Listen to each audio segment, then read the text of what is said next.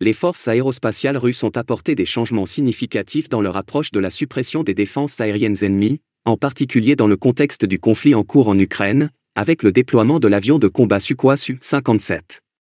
Cet avion furtif de 5e génération, destiné à des opérations multirôles, a été incorporé dans des missions qui nécessitent des frappes coordonnées contre les systèmes de défense aérienne ukrainiens.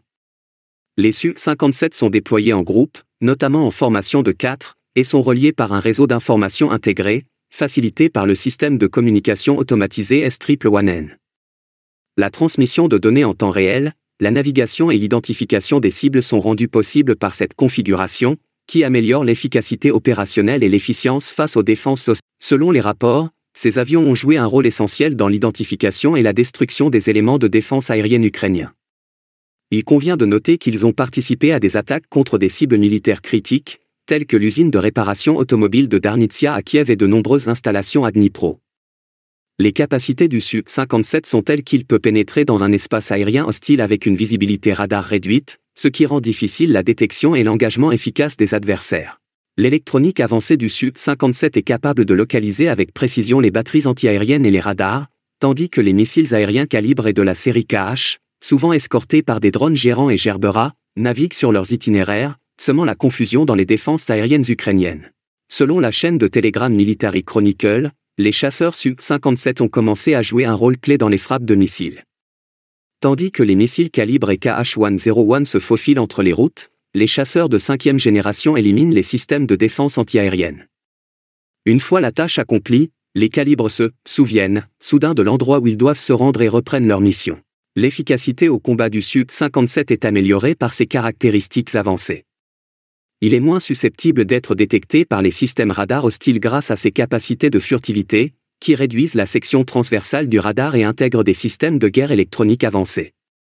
En outre, les moteurs à vecteurs de poussée de l'avion lui confèrent une agilité et une manœuvrabilité exceptionnelles, ce qui lui permet d'exécuter des manœuvres aériennes complexes qui améliorent sa capacité de survie au combat. Le Su-57 est capable de déployer un large éventail de munitions, tels que les missiles de type calibre et KH pour les frappes à longue distance et les missiles antiradiation tels que le KH-58 USHKE pour cibler les installations radar ennemies. Cette adaptabilité lui permet de s'attaquer efficacement à une grande variété de cibles. Les Su-57 auraient ciblé les systèmes de défense aérienne ukrainiens à Kiev et Vasilkiv lors des assauts du 31 décembre 2024, ce qui a permis aux bombardiers d'effectuer des frappes supplémentaires. Cette stratégie de suppression des défenses aériennes était nécessaire dans le contexte des attaques ultérieures du 14 janvier 2025. Bien que l'Ukraine ait intercepté un nombre important de missiles et de drones, le rôle du Su-57 dans la dégradation de ses défenses a probablement facilité la livraison de certaines munitions qui ont endommagé l'infrastructure énergétique de l'Ukraine. Depuis le début de l'année 2024, on observe une tactique consistant à intégrer des munitions et des véhicules aériens sans pilote dans le cadre d'une stratégie plus large visant à exposer puis à neutraliser les systèmes de défense aérienne.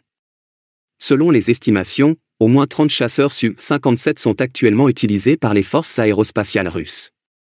Cette flotte en expansion permet de planifier des missions plus complexes qui dépassent les capacités des avions plus anciens, tels que le Su-35S ou le Su-30SM, qui risquent davantage d'être interceptés lorsqu'ils pénètrent dans un espace aérien contesté.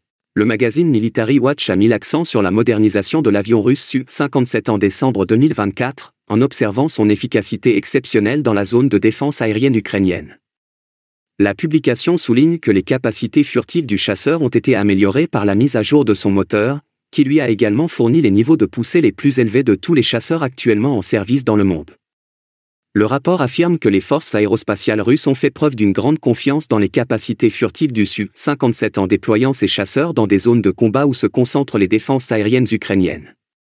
Néanmoins, les spécialistes ont noté que le Su-57 n'a pas été spécifiquement conçu pour des opérations furtives en profondeur en territoire ennemi, contrairement à ses homologues américains et chinois. L'objectif premier de son développement était plutôt de minimiser les besoins de maintenance. Cet objectif a été atteint grâce à l'utilisation de solutions inventives, telles que la fibre de verre absorbant les ondes radar. Par rapport aux chasseurs furtifs américains, dont les dépenses opérationnelles sont généralement plus élevées, cette approche de conception pourrait permettre au Su-57 de maintenir des coûts d'exploitation inférieurs. Maintenant, pensez-vous que le Su-57 a un avantage en termes d'expérience par rapport aux avions furtifs occidentaux et chinois ? Dites-le nous dans les commentaires. Merci d'aimer et de partager nos vidéos et de vous abonner à notre chaîne.